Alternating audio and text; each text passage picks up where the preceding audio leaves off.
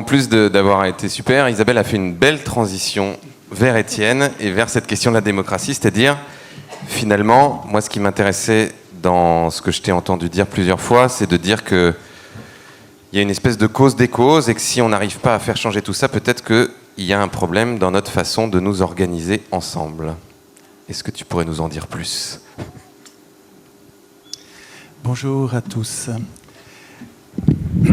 Il me semble que le cerveau collectif auquel je participe de mon côté depuis 7 ans, où je suis moi aussi un colibri, c'est-à-dire que je fais ce que je peux, on fait ce qu'on peut, et dans ce cerveau collectif, on est en train de mettre en évidence, de s'apercevoir d'une série de mensonges ou d'erreurs, comme on veut, mais disons d'erreurs, sur des mots importants, qui nous empêche d'imaginer les solutions radicales, les solutions qui prendraient nos mots à la racine. Tout est parti il faut que j'aille vite, donc je vais aller vite, mais tout est parti de 2005 à l'occasion de ce débat sur l'anti-constitution européenne. Je l'appelle comme ça maintenant, je ne savais pas ça à l'époque encore. Je pensais que c'était à l'époque une mauvaise constitution européenne. Parce que en la lisant, je m'apercevais que ce texte ne nous protégeait pas, mais nous emprisonnait. Et ce point de départ de ma réflexion, c'est ce qui m'a réveillé, ce qui m'a transformé en colibri, donc cette aventure-là, ce hasard, m'a conduit sur la piste de la Constitution, du droit. Je suis juriste de formation, donc ce qui m'amène à y aller naturellement. Et il me semble que le point commun de tous les résistants, de tous ceux qui se bagarrent contre les injustices sociales, écologiques, mais pas seulement, ça peut être financière, sociale, dans l'entreprise, la corruption des responsables, etc. Les différentes injustices sociales, je trouve que les militants qui résistent ont en commun leur impuissance. Nous avons en commun notre cause commune, même si on se croit très différents.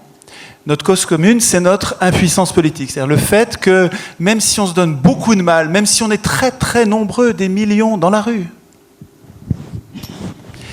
on n'arrive pas à changer l'essentiel, on n'arrive pas à reprendre le contrôle du politique. On n'arrive pas à reprendre le contrôle de nos décisions collectives.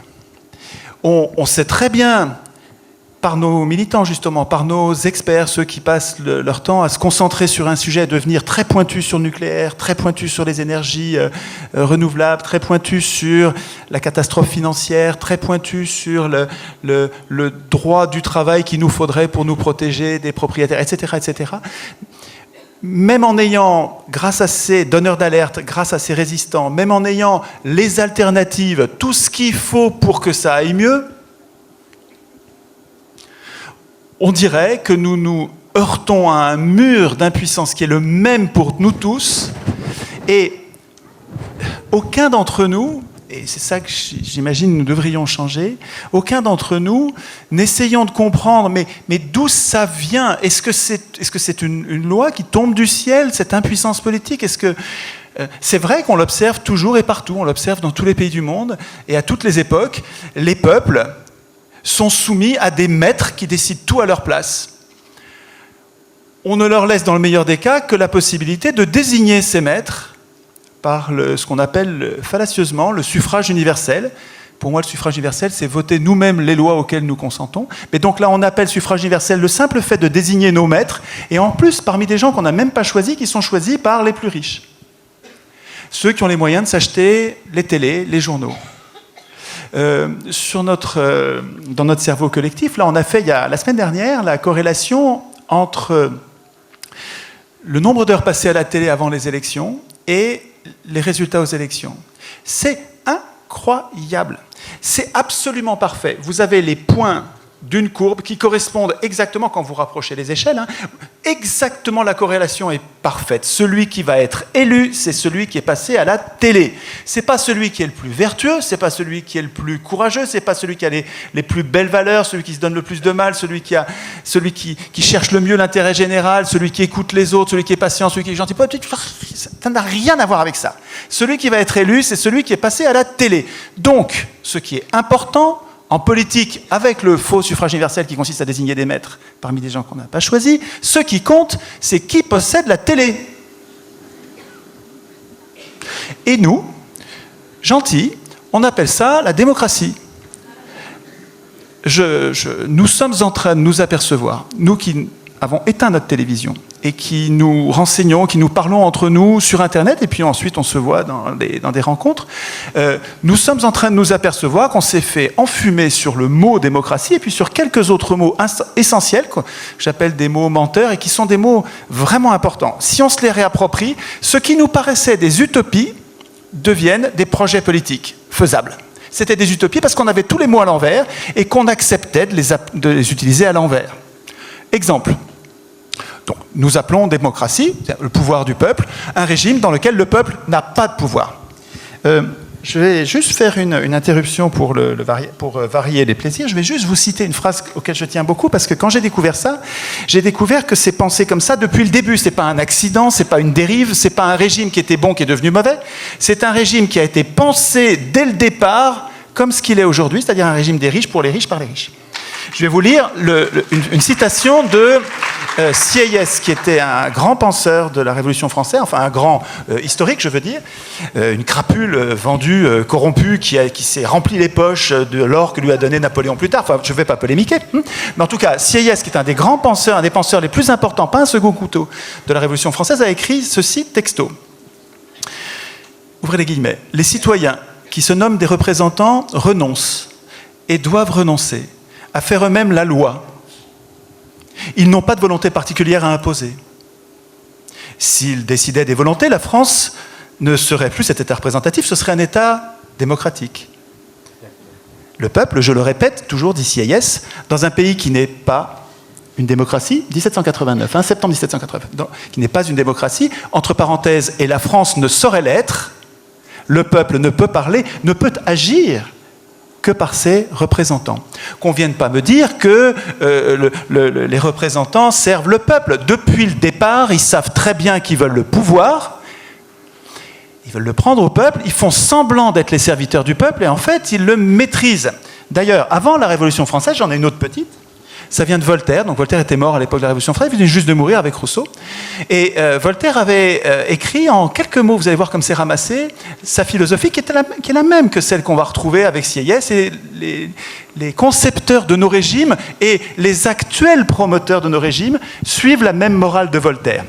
Pour Voltaire, une société bien organisée est celle où le petit nombre fait travailler le grand nombre, est nourri par lui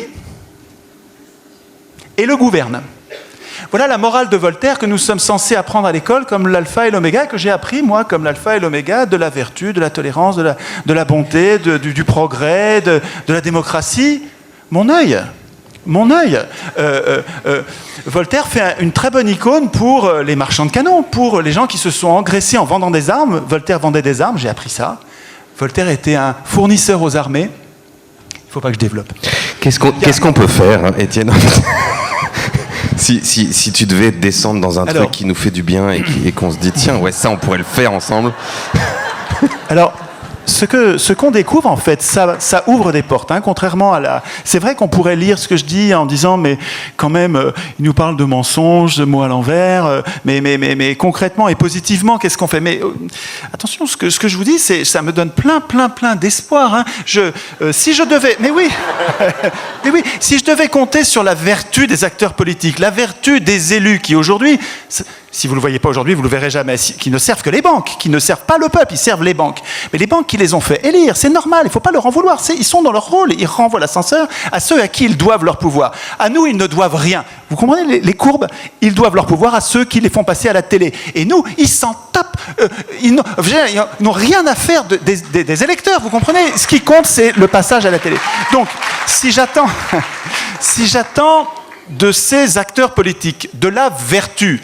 Je vais attendre longtemps. Si j'attends la démocratie écrite par ces gens-là, ça n'arrivera jamais. Pourtant, il y a des gens bien là-dedans. Hein. Il y a des gens qui s'échinent. Il y a parmi les élus des gens qui cherchent à servir l'intérêt général. Hein. Je ne dis pas qu'ils sont tous pourris. C'est pas ça que je dis. Je dis quand ils écrivent la Constitution, C'est-à-dire quand ils écrivent ce texte supérieur, j'aurai pas le temps de développer, il faudra que vous alliez voir sur le net le détail, mais quand ils écrivent ce texte supérieur qu'ils devraient craindre, pour nous protéger, nous tous, nous avons besoin d'une constitution, c'est-à-dire d'un texte supérieur qui va nous protéger des tyrans, tous les tyrans, n'importe lesquels. On ne sait pas encore lesquels, mais une bonne constitution, elle devrait, si c'est nous qui l'écrivions, elle devrait nous protéger contre les tyrans, tous.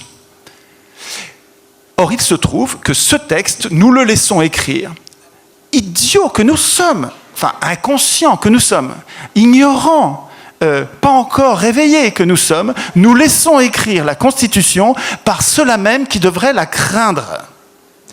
Je pense que tout est là. C'est pas du tout antagonique avec ce que j'ai entendu ce soir, c'est complémentaire.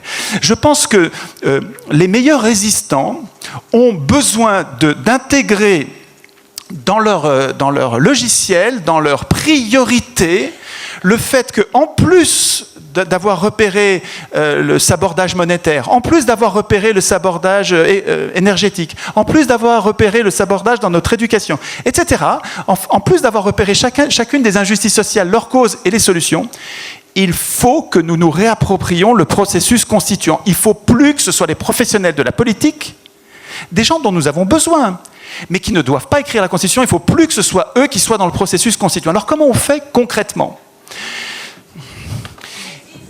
Il faut d'abord que nous soyons très nombreux à avoir compris que c'est là que se joue notre impuissance. C'est quand nous acceptons qu'un professionnel de la politique écrive le texte qu'il devrait craindre pour me protéger moi ensuite de ses éventuels abus de pouvoir. C'est au moment où je renonce là que je rends possible ma future et très prévisible impuissance politique. Et donc, si j'ai repéré cet endroit-là, j'ai repéré parmi toutes les causes de mes impuissances, j'ai repéré une cause importante. Hippocrate nous disait de chercher la cause c'est un médecin, il disait de chercher la cause des causes. Parce que quand on est malade, ça ne sert à rien de s'en prendre aux symptômes, il faut chercher la cause de la maladie. Quand on a trouvé la cause et qu'on s'en prend à la cause, eh ben on règle le problème. C'est pareil pour nous. Si on s'en prend au gaspillage ou à la mauvaise décision nucléaire et qu'on dit « cette décision nucléaire, elle est très mauvaise », on peut protester tout ce qu'on veut, mais on n'est pas du tout à la cause, on est sur une conséquence. Je pense que si on reprend le problème, si chacun d'entre nous essayons de remonter à la cause de nos impuissances qui font que malgré les efforts qu'on se donne, on n'arrive pas à changer les choses, on va tous converger vers un point qui est le même, qui est organisons, instituons d'abord notre puissance en écrivant nous-mêmes la Constitution, puis on se disputera après. Écrivons d'abord, regroupons-nous sur... Ça présente deux avantages. Un, d'abord, on se réunit, on arrête de se disperser parce qu'on a trouvé une cause commune. Et deux, au lieu d'être une conséquence, c'est une cause. C'est-à-dire que c'est bien plus malin, on va être bien plus efficace en s'en prenant à une cause qu'à une conséquence. On fait d'une pierre deux coups. En plus, on devient des millions à se bagarrer sur une chose commune. Instituons d'abord notre puissance, on se bagarrera sur les détails, sur ce qu'on fait après. Alors, comment est-ce qu'on fait ? Pour l'instant, si vous faites un référendum dans la rue, ça ne va pas marcher. La plupart des gens vont dire, si vous leur posez la question, il nous faut une assemblée constituante élue. Bon, c'est normal, on leur répète ça toute la journée, à la télé, à la radio, on leur répète que la démocratie est l'élection c'est la démocratie, je me dépêche. Je suis désolé, je peux tenir 7 heures, alors il faut vraiment que je fasse attention. Il faut que j'arrive à garder juste le meilleur, le plus important. Oui, le plus important, c'est que pour que ça arrive, pour que ça advienne, pour que nous devenions un peuple constituant, c'est-à-dire instituant notre puissance au lieu de laisser instituer notre impuissance par d'autres, des professionnels de la politique. On n'a pas besoin de professionnels de la politique. Pour que ça advienne, il faut que nous le voulions. Pour qu'on le veuille, il faut qu'on se forme entre nous. C'est d'éducation populaire dont on a besoin.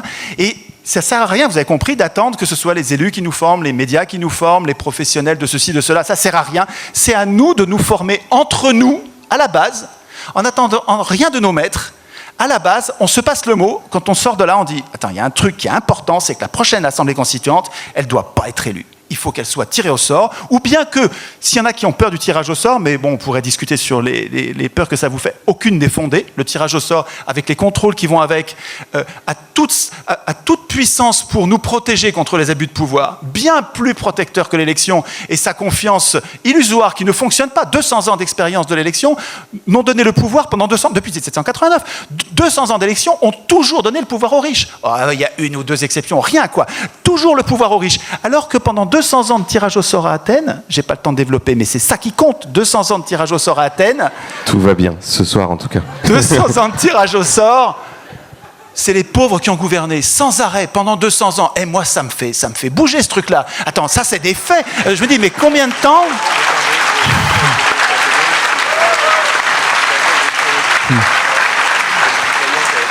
Si le tirage au sort donne le pouvoir aux pauvres, le pauvre c'est nous, c'est 99%. Si le tirage au sort, contrôlé, hein, c'est pas les tirés au sort qui votent la loi, hein, c'est nous qui votons la loi. Les tirés au sort, ils nous rendent les services dont on a besoin. Si le tirage au sort en politique garde le pouvoir au peuple et donne le pouvoir au peuple, et si l'élection donne le pouvoir aux riches, combien de temps encore, les 99%, nous allons défendre ce faux suffrage universel comme l'alpha et l'oméga de notre liberté ? Combien de temps ? C'est la question.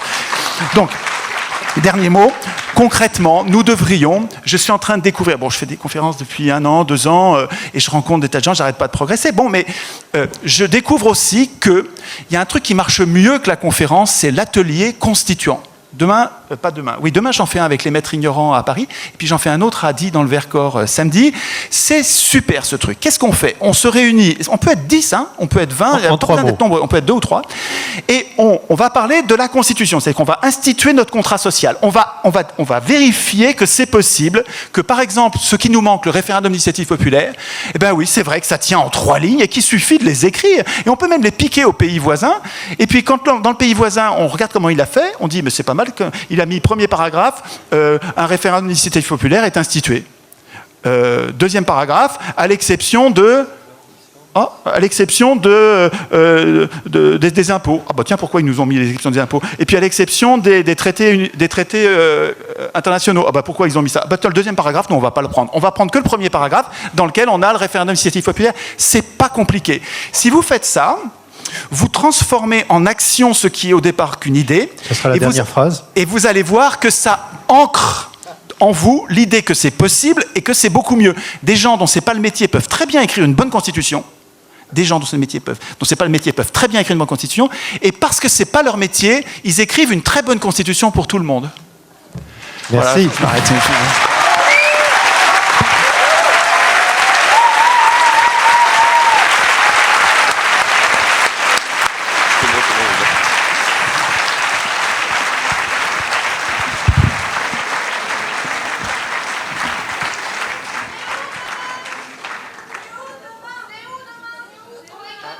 C'est où demain ? il faut aller regarder sur le site, et je crois que c'est plein.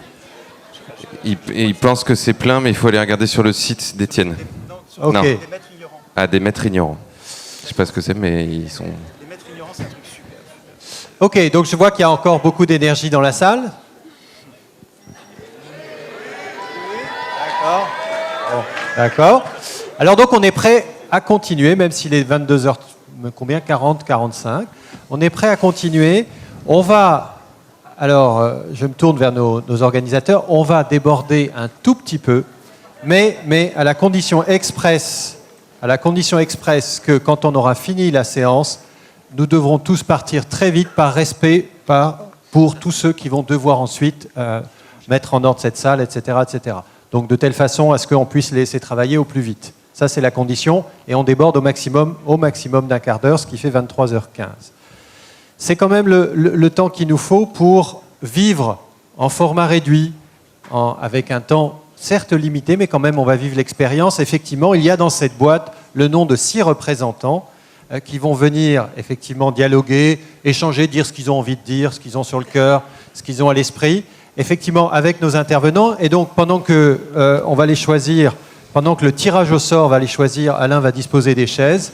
Et effectivement, vous voudrez bien, au fur et à mesure que vos noms sont cités, venir vous asseoir. Et on va essayer de faire un espèce d'arc de cercle pour que tout le monde nous voit. Et puis, je vais demander à Pierre s'il accepte de tirer les 6 noms.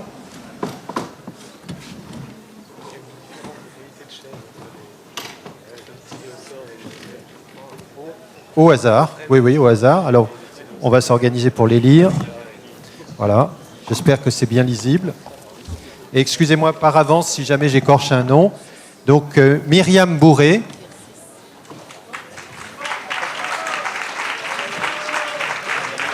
Suis bien. Pierre. Allez, les 6, hein, Pierre, on va faire les 6. Voilà. Ok. Merci. Mathieu, donc, Nersessian.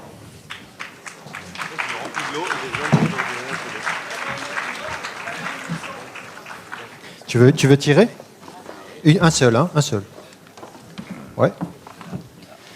Alors, tu as tiré. Donc, Pascal Lamoris, ou si j'ai bien lu, excusez-moi. Lamoris ou Lamomis, je ne sais pas bien. Pascal se reconnaîtra. Où est la boîte? Ah. Tu veux en tirer encore un? Bon, voilà.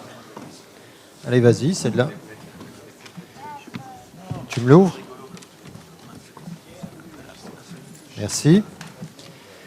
Anne-Marie Gabellica. Pour l'instant, la parité, c'est à peu près bon ou... Avec le tirage au sort, on se rend compte que c'est pas si mal. Hein. Tu veux encore un tien? Allez, encore une. Je suis à combien là? Voilà.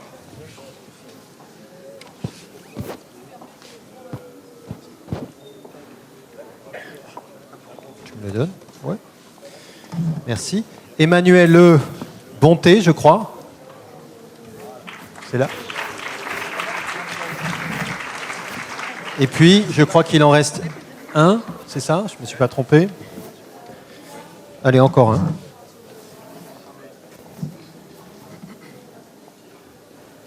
Super.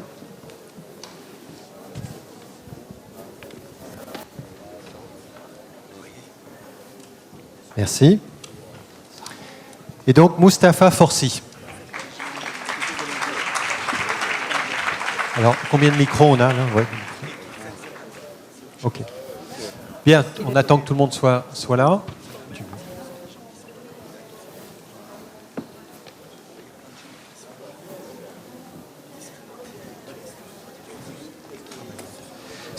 J'en profite juste là de petit intermède pour vous dire, donc on a fait une entrée libre ce soir parce qu'on voulait que tout le monde puisse rentrer, etc. Si malgré tout vous voulez nous soutenir, parce que vous imaginez bien que lancer une campagne, ça demande un certain nombre de moyens, vous avez une urne qui sera disposée là à la sortie, près de la zone librairie où vous pourrez donner des dons, et il y aura 4 personnes qui seront avec des paniers quand on sortira, et donc vous pourrez aussi participer. C'est un peu comme le chapeau au spectacle, à tout ce qu'on fait. Voilà.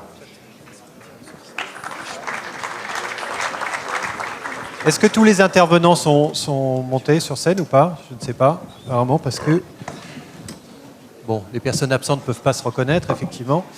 Bon, on va partir sur cette base-là. Alors, peut-être commencer par vous passer le micro, donc tous ceux qui viennent de nous rejoindre, et nous dire peut-être en quelques mots alternativement ce que vous a inspiré, ce que vous avez vécu ce soir, inspiré, questionnement, réflexion, ce qu'il vous semble important de partager en tant que finalement représentant de cette assemblée. Le micro, il n'est pas enclenché apparemment. Prenez celui qui est sur la table, sinon, avec le fil. Voilà. On m'entend? Moi, je pense déjà que quand on est candidat au tirage au sort, on a plus de chances d'être élu que quand il n'y a pas de tirage au sort. Moi, je suis venu essentiellement pour les idées d'Étienne Chouard, que j'ai découvert il y a 3 mois et qui, depuis, je lâche plus du tout. Je pense que la démocratie, Stigler nous dit que c'est un philosophe qui nous dit qu'il faut ouvrir les perspectives d'investissement et ce qui se passe en ce moment, c'est qu'il y a des fonds d'investissement qui voudraient investir, des fonds souverains qui voudraient investir, mais ils ne savent même pas dans quoi investir, tellement les politiques ne comprennent rien. Et je pense qu'en appliquant ce que nous dit Étienne Chouard à ce que nous dit Bernard Stiegler, en gros, la démocratie nous permettrait à chacun d'investir La politique, c'est pour ça que en ce moment, il y a plein de gens, je pense, qui n'investissent pas la politique parce qu'ils ne peuvent pas l'investir. Donc en ouvrant les fenêtres, eh ben, je pense que les gens viendront. Mais pas seulement pour faire joli. La démocratie, je ne pense pas que ça serve qu'à ça. Je pense que c'est concret, réellement, que c'est un moyen de prendre la loi, en fait, de mettre nos idées dans la loi. Parce que je pense que la politique, ça précède l'économie. Ce que font les financiers en ce moment, ils le font parce qu'ils le peuvent. Ils ne le font pas parce qu'ils sont forcément méchants. Ils le deviennent, mais ils le font parce qu'ils le peuvent. Et si nous prenons le pouvoir, ils ne pourront pas le faire, je pense. Ils ne pourront plus le faire. Donc je pense que la démocratie, c'est un moyen concret d'investissement durable pour l'avenir, pour faire en sorte que ceux qui nous mènent dans la merdasse en ce moment soient mis hors la loi demain. Donc voilà. Merci. Merci. Pardon, je voulais juste rappeler, je fais partie d'un collectif, le collectif Roosevelt 2012, je ne sais pas si vous avez déjà entendu parler. Il y a un réseau qui s'appelle Nouvelle Donne, où je suis depuis une semaine. J'ai mis un texte, un titre qui s'appelle La cause des causes. J'ai parlé d'Étienne Chouard. En une semaine, ça a été la chose la plus vue. Il y a eu 700, 800 personnes qui sont venues. On a énormément parlé là-dessus. Je pense que c'est une idée qui peut rassembler vraiment, qui rassemble vraiment. Donc je voulais en témoigner à Étienne ce soir. Merci. Donc toujours dans cette idée de dire ce que vous voulez dire et aussi éventuellement ce que vous a inspiré cette soirée, ou ce que vous en avez vécu, expérimenté, ressenti. Pourquoi pas des émotions? C'est une porte qui ouvre bien des possibles. Donc bonjour à tous, moi je m'appelle Myriam Bourré. Il y a une semaine, je ne connaissais pas le mouvement des colibris, je l'avoue. Et je suis très émue, vous parliez d'émotion, donc je suis très émue et vraiment touchée d'être présente ici ce soir. J'ai découvert un jour un peu par hasard, enfin j'avais une idée en tête, et j'essaye aussi de faire ma part du colibri à mon niveau à l'université de Caen où je travaille. J'ai eu une idée à travers des rencontres, parce que beaucoup de choses passent aussi par des rencontres. Je me disais, mais pourquoi est-ce qu'on ne lancerait pas un mouvement politique? Moi aussi, effectivement, l'environnement politique dans lequel on évolue, je m'y reconnais absolument pas dans cette logique d'opposition et de faire contre l'autre au lieu de faire avec l'autre, alors que c'est effectivement dans des logiques de coopération qu'on construit. Et donc, je m'étais dit dans ma petite tête, à mon niveau, en sortant d'ailleurs d'une intervention de Gilles-Éric Serralini, qui soulève aussi un certain nombre de questions, je me suis dit, mais pourquoi on créerait pas un mouvement politique qui n'a pas vocation à se faire élire, non pas un parti, mais un mouvement qu'on pourrait appeler citoyens du quotidien, parce que finalement, on est tous des citoyens du quotidien, et la citoyenneté, aujourd'hui, c'est pas mettre un bulletin dans une urne, on est citoyen par nos choix de tous les jours, par nos actes d'achat, mais aussi le choix de ce qu'on regarde à la télé, ou pas d'ailleurs, ou qu'on ne regarde pas à la télé, nos choix de ce qu'on partage sur Internet. Internet est aussi un outil de démocratie intéressant aujourd'hui, et on peut aussi être acteur et citoyen sur ces espaces de parole. Et donc en regardant un peu sur Internet, j'ai découvert en fait Étienne Chouard. À travers cette idée-là, je suis tombée sur son site, effectivement, donc avec cette idée de mouvement politique. Et c'est vraiment cette question citoyen du quotidien. C'est une façon de faire de la politique chacun à son niveau, et la vraie politique, celle où on s'engage pour porter un message de société. Et j'aime aussi beaucoup cette phrase, et je retrouve beaucoup des valeurs qu'il y a derrière dans la soirée de ce soir, de Gandhi. Sois le changement que tu veux voir dans le monde. Dans cette phrase, Gandhi, il parle de l'être. C'est sois le changement que tu veux voir dans le monde. C'est pas uniquement le faire ou le dire, c'est l'être. Et c'est en se changeant soi-même qu'on changera le monde. Le monde est un miroir. Donc déjà, si chacun commence par lui-même et effectivement rayonne autour de lui en faisant sa petite part du colibri, je pense que c'est un bon moyen de faire avancer les choses. Voilà ce que j'avais envie de partager. Merci beaucoup.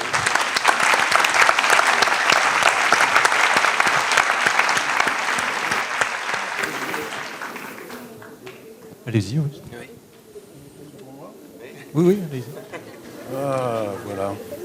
Alors moi, je suis ici un peu par hasard. Collez bien le micro. Je parle pas assez fort. Non, juste coller le micro. Comme ça? Voilà, super.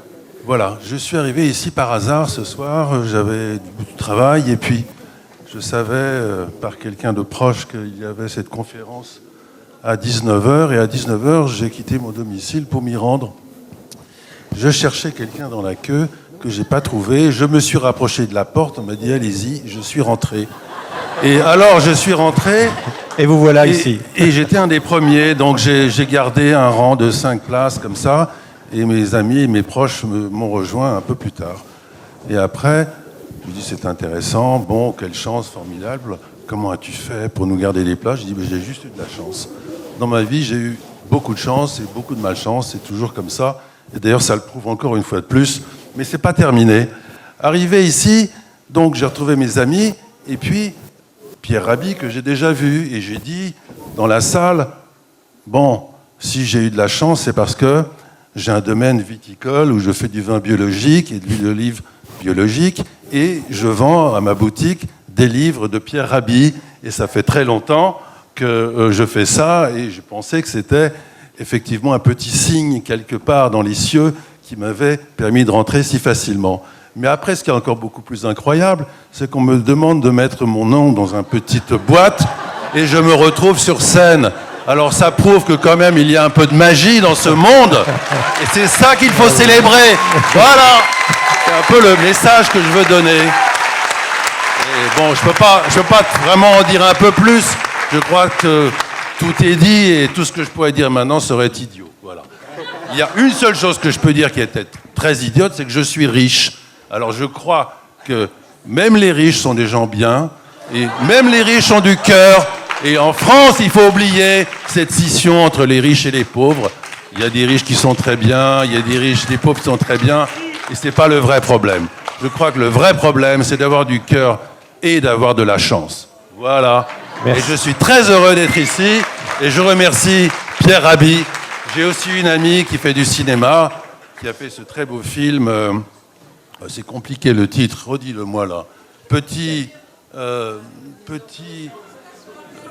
Comment ? Solution locale pour un désordre global, c'est ça ? Voilà. Très bien. Voilà. C'est le hasard. Donc je vends également son film dans mon vignoble. Enfin voilà, c'est un peu magique et c'est tout ce que je voulais dire. Mais il y a une ambiance formidable. Et je voulais aussi dire autre chose. Je ne suis pas un vrai Français. Je ne suis jamais allé à une école française. J'étais élevé chez Rudolf Steiner en Angleterre. Alors voilà. Et je remercie l'intervention de l'enseignante qui parlait si bien dans l'enseignement. Je crois qu'elle a totalement raison. Voilà. Merci beaucoup. C'est formidable. Et ça serait très important d'appliquer ce que vous dites parce que c'est très pertinent ce que vous dites.